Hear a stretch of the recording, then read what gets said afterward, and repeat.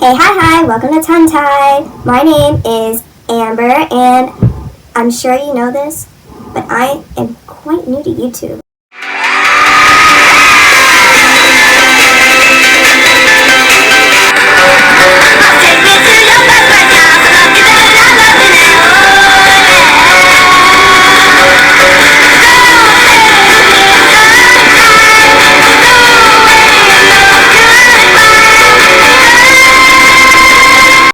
Welcome back. So this channel is exclusively book reviews like this one, which I will get to in a minute.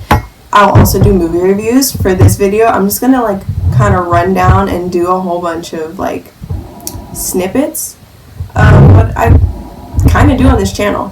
So book reviews, there's a movie to go with this book, so I will do a little thing from the movie just to show you what I mean. And I also look up random facts and, make videos about it, because who doesn't like looking up things on the internet for no reason? I love it, so I hope you enjoy it. Alright, first, we're going to get to the book review, which that will appear on Tuesdays, and it'll be called Totally Rad Readings. So our first Totally Rad reading is The Giver. It's about a 12-year-old boy named Jonas, and he lives in a kind of pretty much perfect society, except you don't feel anything, you can't see any colors, and everybody else, the elders of their society, decide what you do in life. So, homeboy Jonas is feeling kind of different from everybody else in society, and everybody's just like, well, why? Everything's great. Well, a lot of things happen that kind of make that wrong. So in their society, once you turn 12, you just get your assignment to be part of the community. You move out your house, you get a job, and that's pretty much it, right? So after you finish training, of course, because who would just send you to a job without being trained? So they go to their life assignment ceremony, and everybody gets a normal job. There's a nursemaid, there's a fisherman, all that kind of crazy stuff that you need, because you need normal people in society, right? Sometimes. I mean, all the time, because everybody's important and everybody's unique, so own that, right? So his life assignment is something that they just don't generally give people. It's called the Receiver of Memory. Yeah, that doesn't sound like a real title, but promise you it is. I truly do. So what the Receiver of Memory does, they take all the bad memories from the past, just kind of grab the bad memories and bring it down here. And then they stick it into one person. That ain't fair, but they do it anyway. So they stick it into that one person, and then that one person will just make sure history doesn't repeat itself. How Civil War, it hasn't quite repeated itself yet, because we've learned that, warring with your own country is bad. Also, we don't really take crap from other countries, because, Great Britain had a huge influence on that one.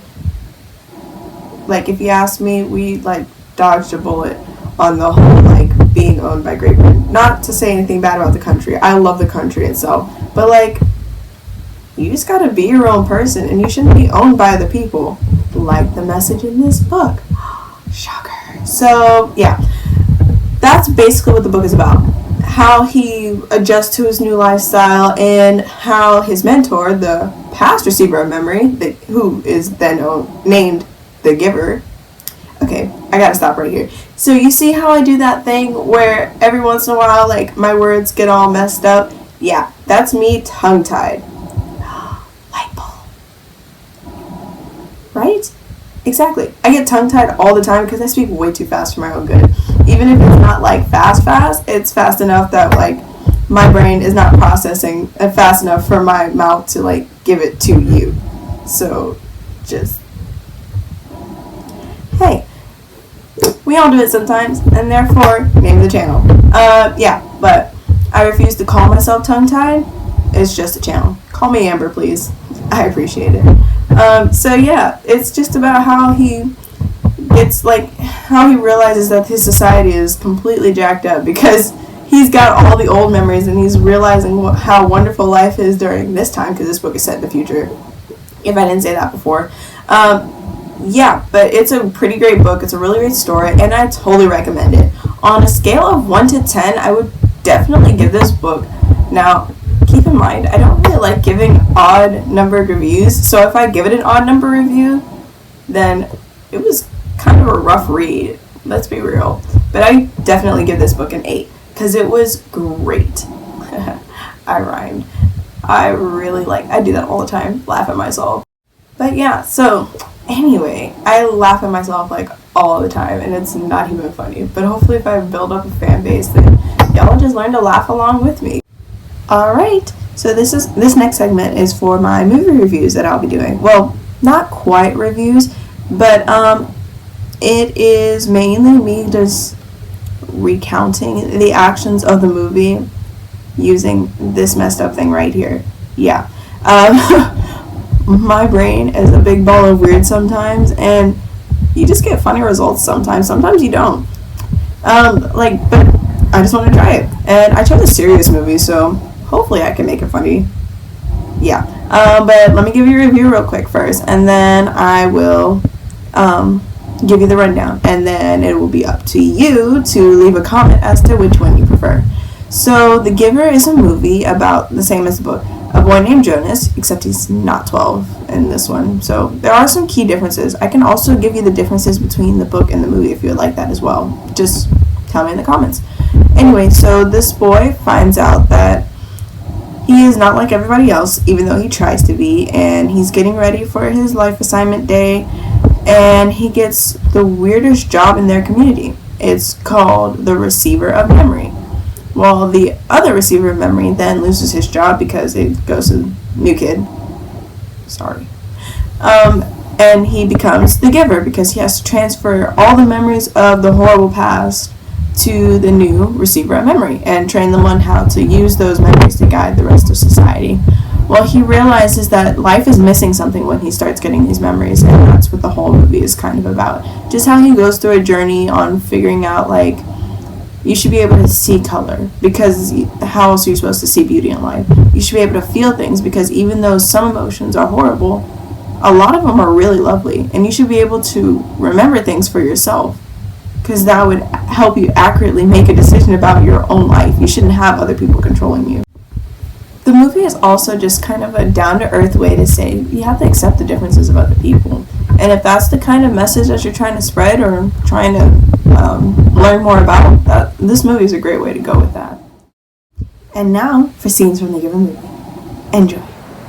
From the ashes of the ruins, the communities were built, protected by the boundary. All memories of the past were erased. We live in a world where we're all the same, but I'm different. I don't want to be different, but I am. You know, they say before the ruin, life is horrible.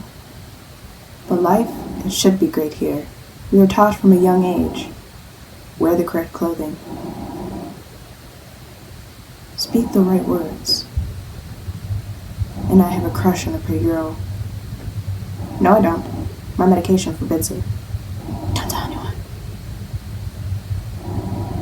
But everybody else knows what they want to be in life, and I don't know what I want to be, because I am completely different. But I'm not supposed to be. And that is why I take my special medication. What is in my medication, you ask? I have no idea. I was just told that I was supposed to take it. And like the good Christian boy I am, I take it. Except we don't have Christianity because we don't have religion, because religion creates differences. And I'm not different. But I feel things. I don't feel things. I am the same as everybody else. No, I'm different. I'm completely different. No, I am the same. Except for when I'm not. And even though we all go around in the world and we all do the same things, I still feel differently. But I never say anything because I don't want other people to realize that I am different. So I blend in. I don't see a flash of color. Everything is still black and white for me. And that is a tidbit of what I do for my movie reviews. What you just saw was Jonah's intro scene and all of his thoughts and feelings, because why not? And we are truly all different, which is why I decided to start with this book and movie. If you think that being unique and doing something that you love is something important to you, go ahead and drop a follow, or at least like the video, because I'm different and I'm proud of that. And you should be proud of it too. Own the fact that you are unique. On to Wacky Fact Wednesday. Unfortunately, this isn't a real Wacky Fact Wednesday. This is just a little tidbit for beginning of the channel, right?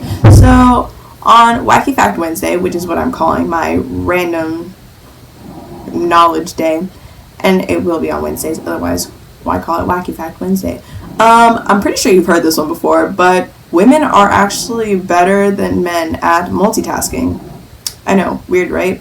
No, but it's actually true. Not for all situations, mind you, because a lot of the studies that I've read have said that. And as a woman, I cannot say for sure that men are slower at multitasking, because I am not a scientist and I have not done it. But from what I've read in my scientific journals that I have gone to, but the reason for that is actually because women are more methodical than men are when just juggling tasks.